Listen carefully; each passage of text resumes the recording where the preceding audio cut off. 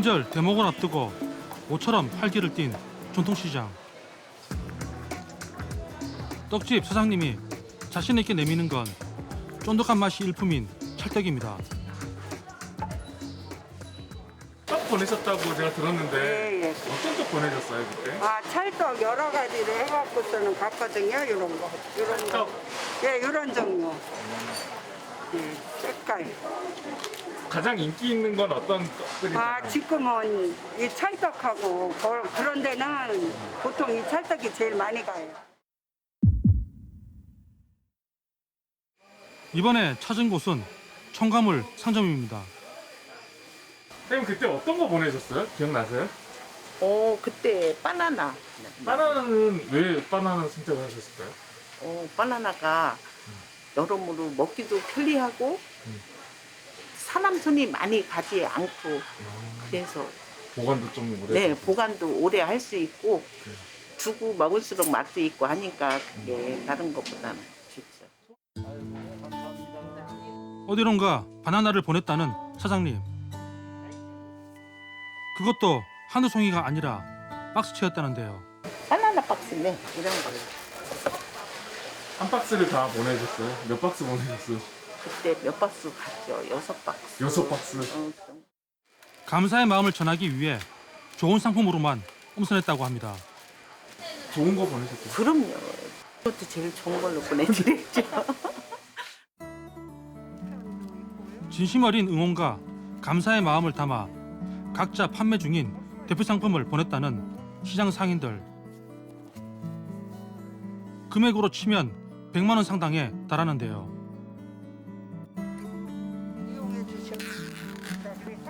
도대체 선물을 보냈다는 곳이 어딘지 궁금했습니다. 또 코로나 때문에 불철지야 고생하시는 분들을 생각할 때는 우리는 거기에 보답이 과연 되겠습니까? 하여튼 질병관리본부가 큰 일을 이번에 해주셔서 너무 감사하게 생각을 하고 있습니다. 상인들 모두가. 수취인으로 지목한 곳은 지금은 질병관리청이 된 옛 질병관리본부입니다. 시장에서 질병관리청까지 거리는 18km. 차로 30분 남짓 떨어져 있는데요. 상인들로선 같은 지역에 있는 건 알았지만 접점이 없어 딱히 큰 생각은 없었던 게 사실입니다. 질병관리본부가 하는 일에 대해서는 어떻게 생각하시는지 사장님. 우리들 모든 건강을 지키고 그런 거 자세히 그런 거 하는 거 아니에요? 그전에는 뭐 어치 정도만 알고 계셨던데. 예, 그렇죠. 보송. 그 어떤 일을 알고 있었다는 것도 알고 계셨나요? 그러면? 그건 잘 몰랐어요. 질병관리본부를 다시 보게 된 건 코로나19 사태 이후 고군분투하는 모습을 본 후부터입니다. 당시 방역 최일선에 있는 질본은 전 직원이 24시간 코로나 비상체계를 유지하며 총력 대응하는데요. 특히 정은경 당시 본부장의 날로 수척해져가는 모습은 화제였습니다.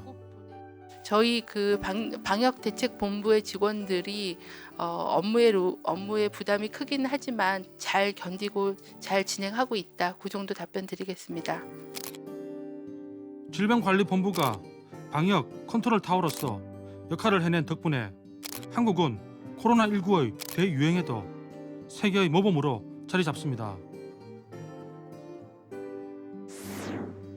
전통시장 상인들이 응원 릴레이에 동참한 것도 고생하는 직원들에게 조금이라도 힘이 되고 싶은 마음 때문이었습니다. 마음이 처음에는 좀 저기 했어도 좋더라고요. 여럿이 논아 먹을 수 있고 해서 좋은 마음으로 보냈죠. 그거는 질병이 내 혼자의만이 병은 아니잖아요. 여러 사람이 서로 도와주고 할 수 있는 그런 적이어서 저는 질병관리본부가 참 좋은 곳이라고 생각을 해요. 질본이 질병관리청으로 승격된 것도 이러한 국민들의 뜨거운 지지가 있었기에 가능했던 일이었습니다. 임명장 정은경 질병관리청장의 임함 2020년 9월 12일 대통령 문재인. 큰 박수 부탁드립니다. 문재인 대통령이 청와대 바깥에서 신임 장차관 임명장 수여식을 연 것은 이번이 처음입니다. 한시도 자리를 비울 수 없는 질병관리청의 상황을 감안한 것이기도 하지만 승격의 기쁨을 직원들과 함께 나누기 위한 조치였습니다. 질본이 청으로 승격된 사실 그 자체, 이 사실 자체가 대통령과 국민들이 여러분들께 보내는 최고의 감사하며 격려 뜻이 담겨 있는 것이라고 그렇게 여겨주시기 바랍니다.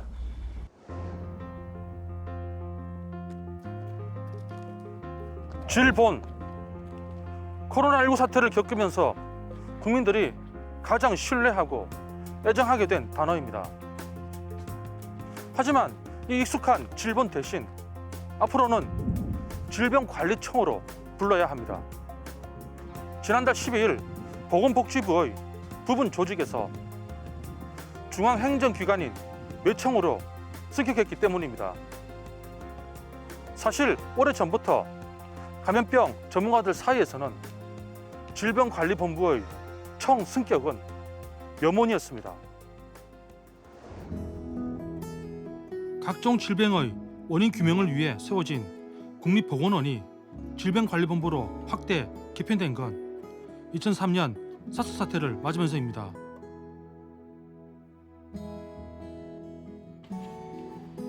2015년 중동 호흡기 증후군 메르스 사태를 계기로 질병관리본부는 역량을 더욱 키웁니다. 하지만 초창기 제대로 된 방역 조치를 수행하지 못했다는 혹독한 평가를 받는데요. 당시 질병관리본부가 제 몫을 다하기 어려웠던 가장 큰 이유는 권한 부족 때문. 실제적으로 방역에 관한 모든 일은 질병관리본부가 알아서 하는 겁니다. 알아서 하는 건데 어떤 법을 고친다든지 수정한다든지 또 법령에 대한 집행을 한다든지 이제 그런 일이 있을 때는 보건복지부의 일개과인 질병정책과에서 그걸 다 맡아서 하는 거죠. 당시 감염병 대응 자체는 질병관리본부가 하지만 감염병 관리에 관한 법률을 보건복지부가 맡고 있기 때문에 단순히 위임을 받아 집행을 하는 구조였습니다. 조직을 운영하기 위한 독자적인 인사권과 예산권도 없었습니다. 우리가 좋은 사람을 뽑아왔는데도 불구하고 오래 있지 않습니다. 왜냐하면 인사 제도의 허점 때문에 그런 거예요. 우리가 개방직이라 해서 외부에서 이제 공무원 사회에서 민간인들을 데리고 올 때는 3년 혹은 추가로 2년 이런 정도의 어떻게 보면 정규직이지만 임시직 같은 그런 역할밖에 못합니다. 그러다 보니까 전문가들이 왔다가도 기회만 되면 다시 대학으로 돌아가거나 아니면 오히려 보건복지부로 올라가거나 이런 것들을 해왔기 때문에 저는 제가 있는 1년 반 동안에도 우리 조직을 떠나는 그런 안타까운 일들을 적지 않게 봐왔습니다. 때문에 당시에도 질본을 복지부의 외청으로 분리해 독립된 권한을 줘야 한다는 목소리가 높았습니다. 인사권이 분리되어 있지 않고 예산권도 분리되어 있지 않다 보니까 질병관리본부 자체에서 어떤 업무를 직접 수행하기가 쉽지 않았던 측면들도 있었고요. 감염병 대응에서도 질병관리본부의 많은 일들이 이제 보건복지부로 인해 통제를 받다 보니까 이런 의사결정이나 이런 게 많이 늦어지는 그런 측면들이 있었거든요. 이제 보건복지부로부터는 좀 독립을 해야 업무적인 부분에 있어서 좀 더 자율적으로 일할 수 있지 않을까 하는 그런 측면도 많이 부각이 됐었던 상황이었죠. 그러나 조직 축소와 업무 혼선 등을 우려하는 복지부의 반대로 이 같은 의견은 번번이 좌절됩니다. 논의가 급무살을 타게 된 건 올해 코로나19 사태라는 전례 없는 상황을 맞으면서입니다. 질병관리본부를 질병관리청으로 성격하여 전문성과 독립성을 강화하겠습니다. 이에 따라 보건복지부 수속기관인 질병관리본부를 중앙행정기관인 질병관리청으로 승격하기 위한 작업이 진행됐고 마침내 지난달 12일 독립기관인 질병관리청이 새로이 출범합니다. 2004년 사스 사태로 질본체제가 도입된 지 16년 만의 일이었습니다. 청이 되면서 굉장히 감회가 좀 새로우시겠어요. 이게 뿌듯도 하시고. 그럼요. 예, 청이 됐다는 것은 정말 그 대단한 일을 이룬 거거든요. 정부 조직이 그렇게 한꺼번에 이렇게 바뀌고 이런 일은 굉장히 드뭅니다. 그거를 오랫동안 염원했던 사람으로서 굉장히 참 감격 깊게 그 장면을 바라봤죠. 질병관리청 시대를 맞아 가장 변화한 건 감염병 총괄 기구로 조직과 위상이 강화됐다는 점입니다. 질병관리본부가 청으로 개청이 된 것은 감염병 관리에 관한 사항들이 전문성과 독립성을 확보할 수 있었다는 게 큰 의미를 가질 수 있고요. 그런 독립성과 전문성을 기초로 해서 우리나라 감염병 관리의 획기적인 전환이 될 그런 시점이라고 보여지고요. 정부 조직 체계에서 청이란 어떤 사안에 대한 독자 업무 수행이 가능하다는 의미입니다. 이 말은 질병관리청이 앞으로는 소속 공무원들에 대한 조직과 인사, 예산권을 갖는다는 뜻이기도 한데요. 이렇게 되면 적어도 권한 부족으로 방역 예산을 확보하지 못하거나 실력 있는 전문가를 채용 못하는 일은 줄어들 걸로 보입니다. 예를 들면은 이제 현재 질병관리본부에서 기존에 방역 관련해서 여러 가지 전문 인력들이 필요했는데 그 인력들을 확보하는 데 있어서 어려움이 많이 있었습니다. 이제는 질병관리청이 직접 국회를 상대로 예산과 그다음에 전문 인력의 확보에 대한 요청을 할 수가 있고요. 또 그렇기 때문에 지금보다도 더 나은 상황에서 방역 업무를 진행할 수 있는 그런 구조가 되는 것입니다. 높아진 위상에 맞게 조직도 확 바뀌었습니다. 가장 눈에 띄는 것은 감염병 유입과 발생 감시를 위해 365일 24시간 운영되는 종합상황실입니다. 그전에는 없잖아요. 이제 질병관리본부 때는. 긴급상황센터가 있었어요. 메르스가 끝나고 나서는 안 되겠다 싶어서 있었는데 그때는 이제 작은 규모로 있었죠. 규모 자체가 굉장히 작았겠네요. 그렇죠. 지금에 있는 센터하고는 완전히 규모 자체가 다르죠. 감염병 정보를 수집 분석해 예측 경로를 분석하는 위기대응 분석관과 백신 수급과 안전 관리를 담당하는 의료안전 예방국도 신설했습니다. 역시 새로 만들어지는 건강위해 대응관을 통해서는 미세먼지 같은 생활 속 건강위해 요인 예방 사업을 펼칠 것으로 보여집니다. 건강위해 대응관 신설을 통해 폭염, 한파 등 기후변화에 따른 건강 피해를 최소화하고 미세먼지, 흡연, 손상 및 중독 등 생활 속 건강 위해 요인을 조사 감시하고 예방하는 사업을 추진하겠습니다. 감염병 대응 전담 기관으로서 감염병 발생부터 조사, 분석, 위기 대응과 예방까지 전 주기에 걸쳐 더 촘촘한 대응망을 구축하겠다는 뜻으로 풀이됩니다. 이제 향후 기후 변화나 혹은 이제 여러 가지 해외로부터 유입되는 감염병들의 발생이 주기가 점점 짧아지고 있다는 것은 전문가들의 일치된 견해입니다. 그래서 향후에 이런 주기적으로 발생하는 감염병을 보다 효과적으로 대응을 하고 또 그에 따른 국가적인 손실, 경제적 손실들을 예방할 수 있는 그런 기능들을 충분히 수행할 수 있으리라 생각이 되어집니다. 질병관리청이 명실상부한 감염병 컨트롤 타워로 자리매김하며 신임 청장에 대한 기대감은 그 어느 때보다도 큽니다. 정은경 청장의 첫 근무지인 양주보건소에서 함께 일했다는 동료와 어렵게 화상 연결이 됐는데요. 과연 정은경 청장을 어떻게 기억하고 있을까? 지금 외모나 그때 외모나 변한 게 없으세요. 그때도 화장도 안 하셨었고 이제 수수하셨고 그리고 점잖으셨고 변함이 없으세요. 지금이나 그때나. 머리 하얘지신 거 빼고. 흰머리를 빼고는 예나 지금이나 소박한 모습은 그대로라는 정 청장. 등교 중지. 외모뿐 아니라 바뀌지 않는 게 하나 더 있었던 것 같습니다. 침착하지만 남달랐던 업무 추진력이었습니다. 그 당시 선생님이 만들으셨다는 책자를 제가 나중에 봤어요.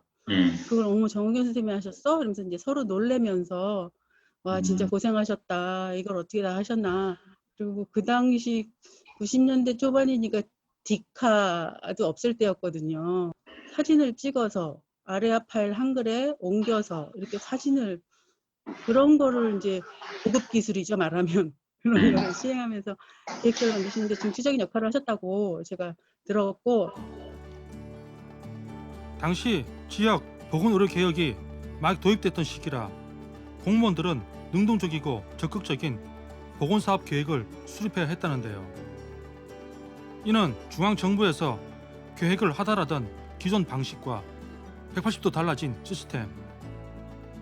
하지만 정 청장은 당황하지 않고 능숙하게 처리했다는 일화였습니다.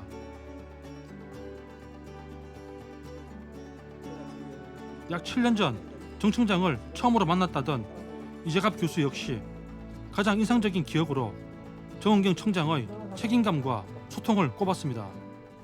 질병관리센터장, 그래서 국장 이제 막 승진하셨을 때 처음 뵀었거든요. 보통은 이제 그런 연구 책임자들하고 만날 때 그냥 뭐 과제 시작할 때쯤 한 번 정도 만나거나 아니면 아예 국장급들하고 만나는 경우 많지는 않았는데 그때는 그 국장님이 매번 저희 회의할 때마다 이렇게 쭉 참석을 하셔서 내용을 듣고 연구 진행에서 이제 필요한 부분들 좀 많이 조언도 해주시고 어쩌면 정부의 웬만한 부서의 그런 대변인들이나 이런 커뮤니케이션을 담당하는 사람도 훨씬 더 커뮤니케이션을 잘하는 분이 아니신가 생각도 듭니다.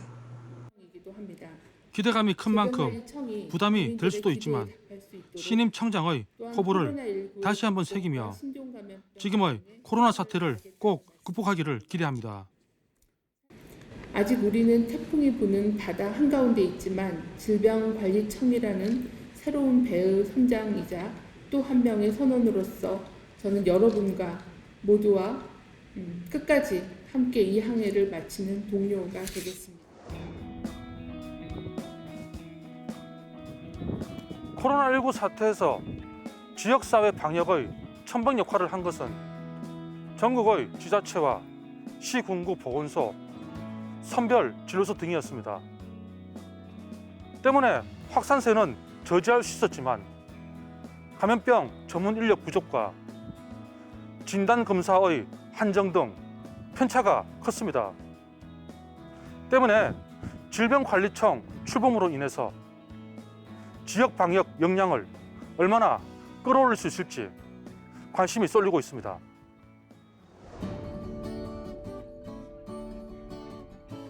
대구시 중구에 위치한 대구시 감염병 관리 지원단입니다.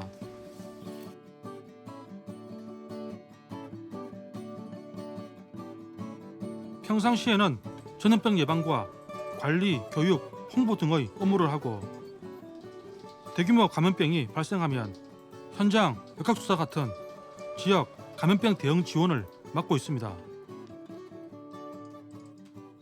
이번에 특히 이제 코로나가 뭐 1월, 2월부터 이렇게 좀 발발이 됐는데 네. 그때부터 좀 많이 바쁘셨죠?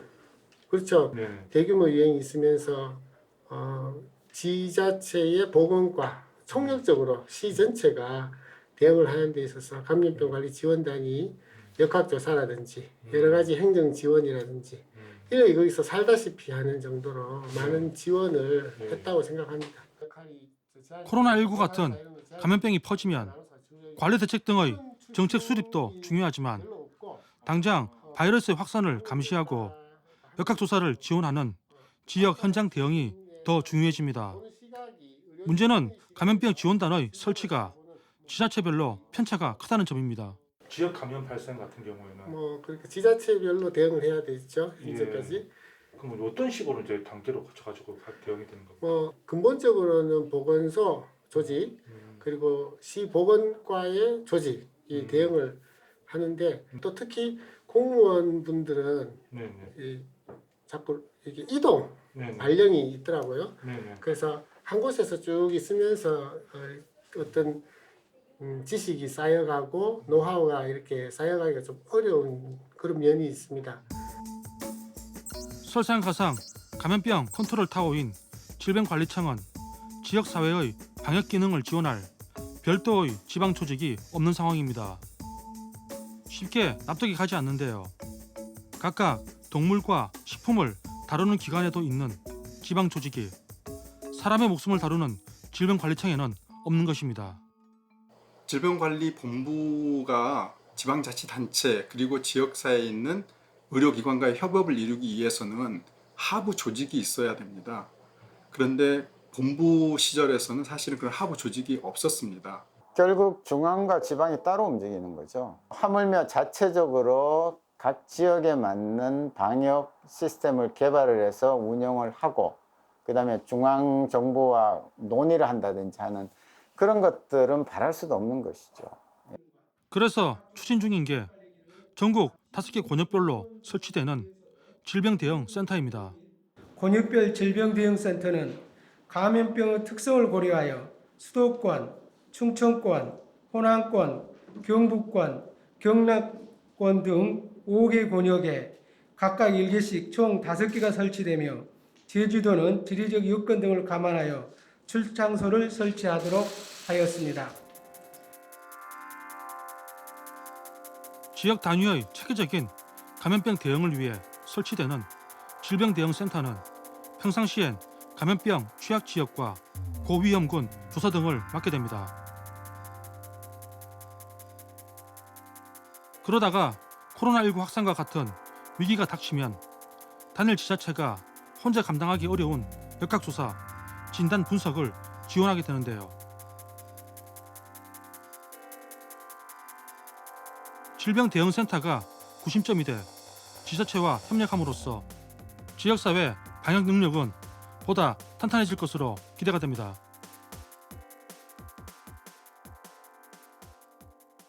대구 경북 센터 같은 지방을 지원할 수 있는 조직체가 생긴 거로 알고 있어요.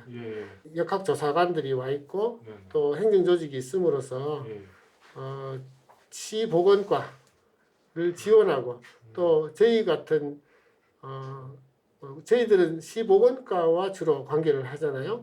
그 관계에서 어떤 해결되지 않는 문제가 있을 때 지자체에서 보건과를 중심으로 그 지자체의 일을 해결하지 못할 때 중앙에 그 다리가 되어주는 중앙에 그 통로가 되어서 더 잘 되게 할 수 있는 역할을 할 수 있다고 생각이 들고요.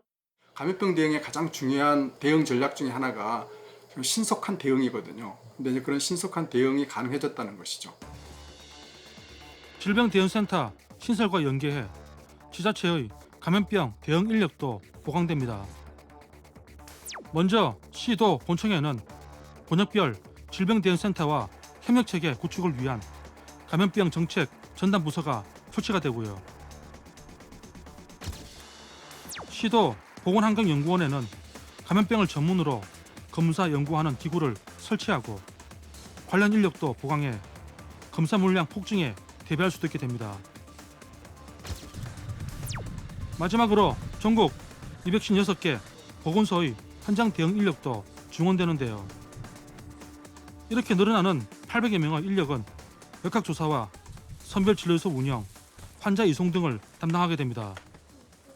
보건소나 뭐 이런 환경연구원에 이렇게 좀 대응 인력을 좀 많이 보강하는데 이제 현장 업무가 많이 완화되겠네요. 그렇죠. 지금은 사실은 인력이 늘 부족하다고 하지만 구슬을 잘 꿰면 돼요.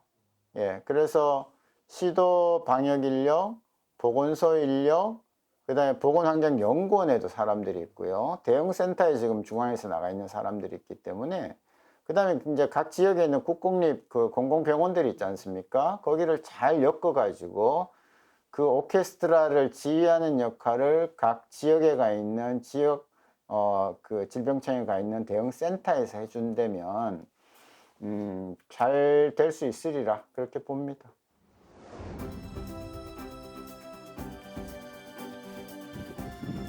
질병관리청 출범은 코로나19 위기로부터 최선을 다했다는 정부의 인정입니다. 그리고 앞으로 지속적으로 발생할 신종 감염병에 대해서 좀 더 철저히 대비하라는 국민의 준엄한 뜻이기도 합니다. 늘 그랬듯이 앞으로도 존재의 이유를 잊지 않는 K방역의 컨트롤 타워가 되기를 기대합니다.